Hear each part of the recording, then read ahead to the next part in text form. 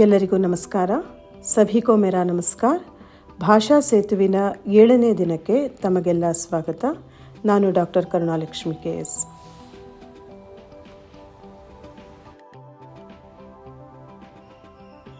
ಈ ದಿನ ನಾವು ಹಿಂದಿಯ ಕ್ರಿಯಾಪದಗಳ ಪರಿಚಯ ಮಾಡಿಕೊಳ್ಳೋಣ. ಯಾವುದೇ ಭಾಷೆಯನ್ನು ಕಲಿಯಲು ಮಾತನಾಡಲು ಕ್ರಿಯಾಪದಗಳ ಪರಿಚಯ ಅತ್ಯಂತ ಅವಶ್ಯಕ. ಆಜ್ ಹಮ್ ಕ್ರಿಯಾಪದ್ ಸೀಖೇಂಗೆ.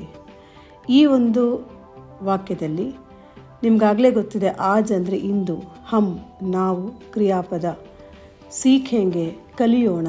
ಕಲಿಯೋಣ ಅನ್ನೋದು ಕೂಡ ಒಂದು ಕ್ರಿಯಾಪದ. ಒಂದು ವಾಕ್ಯವನ್ನು ಪೂರ್ತಿಯಾಗಿ ಮಾತಾಡಬೇಕಾದ್ರೆ ಕ್ರಿಯಾಪದಗಳ ಜ್ಞಾನ ಅತ್ಯಂತ ಮುಖ್ಯ.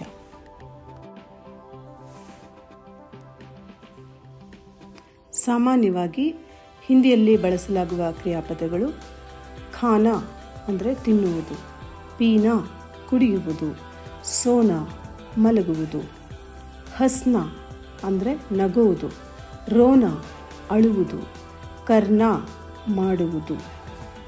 ಖಾನಾ ಪೀನಾ ಸೋನಾ ಅಂದರೆ ತಿನ್ನುವುದು, ಕುಡಿಯುವುದು, ಮಲಗುವುದು. ಹಸ್ನಾ ರೋನಾ. ಕರ್ನಾ ಕರ್ನಾ ಅಂದರೆ ಮಾಡುವುದು. ಪಢನಾ ಓದುವುದು, ಲಿಖನಾ ಬರೆಯುವುದು, ಸೀಖನಾ ಕಲಿಯುವುದು. ಹಮ್ ಹಿಂದಿ ಸೀಖ್ತೆ ಹೈ ಅಂದರೆ ನಾವು ಹಿಂದಿ ಕಲಿಯುತ್ತೇವೆ ಅಂತ. ಈ ಕ್ರಿಯಾಪದಗಳನ್ನ ಬಳಸ್ಕೊಂಡು ಹೇಗೆ ವಾಕ್ಯ ಮಾಡೋದು ಅಂತ ನಂತರದಲ್ಲಿ ನೋಡೋಣ.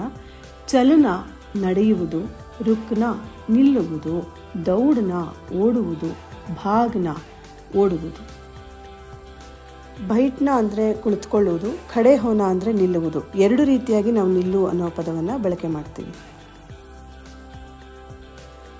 ಆನ ಅಂದರೆ ಬರುವುದು, ಜಾನ ಹೋಗುವುದು, ಜೀನ ಬದುಕುವುದು, ಮರ್ನ ಸಾಯುವುದು, ದೇಖನ ನೋಡುವುದು, ಸುನನ ಕೇಳುವುದು, ಬೋಲನ ಮಾತನಾಡುವುದು, ಕೆಹನ ಹೇಳುವುದು. ನಾವು ಈ ದಿನ ಹಲವಾರು ಕ್ರಿಯಾಪದಗಳನ್ನ ಪರಿಚಯ ಮಾಡಿಕೊಂಡ್ವಿ. ಈಗ ಅವುಗಳನ್ನು ಹೇಗೆ ವಾಕ್ಯದಲ್ಲಿ ಬಳಸುವುದು ಅನ್ನೋದನ್ನು ತಿಳಿಯುವಂಥ ಸಮಯ. ವಾಕ್ಯದಲ್ಲಿ ಬಳಸುವಾಗ ಕರ್ನ ಅಂದರೆ ಮಾಡುವುದು, ಮಾಡು ಅಥವಾ ಮಾಡಿ ಅಂತ ಹೇಳಬೇಕು. ಬಹುವಚನ ಮತ್ತು ಏಕವಚನದಲ್ಲಿ ಕ್ರಿಯೆಗಳನ್ನ ಹೇಗೆ ಉಪಯೋಗಿಸೋದು ಅಂತ ನೋಡೋಣ. ಉದಾಹರಣೆಗೆ ಕರ್ನ ಅಂದರೆ ಮಾಡುವುದು, ಮಾಡು ಅಂತ ಹೇಳಬೇಕು ಅಂದರೆ ಕರೋ, ಮಾಡಿ ಕೀಜಿಯೇ. ತುಮ್ ಏಕ್ ಕಾಮ್ ಕರೋ ಅಂದರೆ ನೀನು ಒಂದು ಕೆಲಸ ಮಾಡು. ಆಪ್ ಏಕ್ ಕಾಮ್ ಕೀಜಿಯೇ ತಾವು ಒಂದು ಕೆಲಸ ಮಾಡಿ. ಇಲ್ಲಿನ ಉದಾಹರಣೆಯಲ್ಲಿ ರಮೇಶ ನೀನು ಒಂದು ಕೆಲಸ ಮಾಡು ಅಂತ ಹೇಳುವಾಗ ರಮೇಶ್ ತುಮ್ ಏಕ್ ಕಾಮ್ ಕರೋ. ಅಪ್ಪಾಜಿಯವರೇ ತಾವು ಒಂದು ಕೆಲಸ ಮಾಡಿ ಅಂತ ಹೇಳಬೇಕಾದ್ರೆ ಪಿತಾಜಿ app Ek com ಕೀಜಿಯೇ.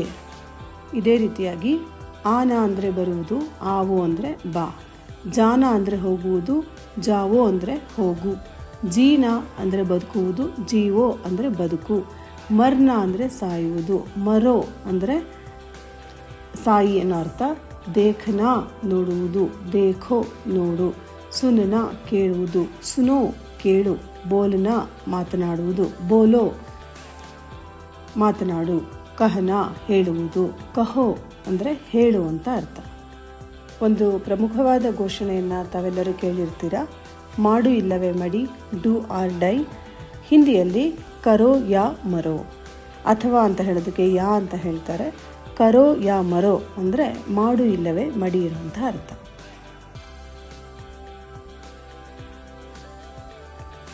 ಕೃಪಯಾ Dhyan they, ದಯವಿಟ್ಟು ಗಮನಿಸಿ.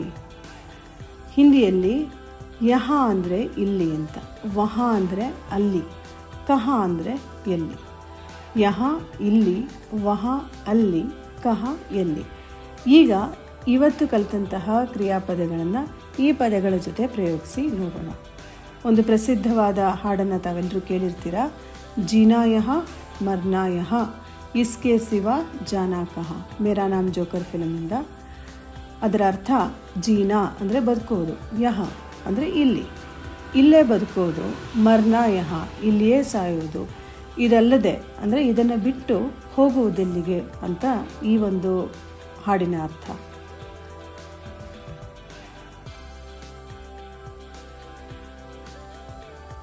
ಭಾಷಾ ಸೇತುವಿನ 7ನೇ ದಿನದ ತರಗತಿ ಇಲ್ಲಿಗೆ ಮುಕ್ತಾಯ ಆಗ್ತಾ ಇದೆ.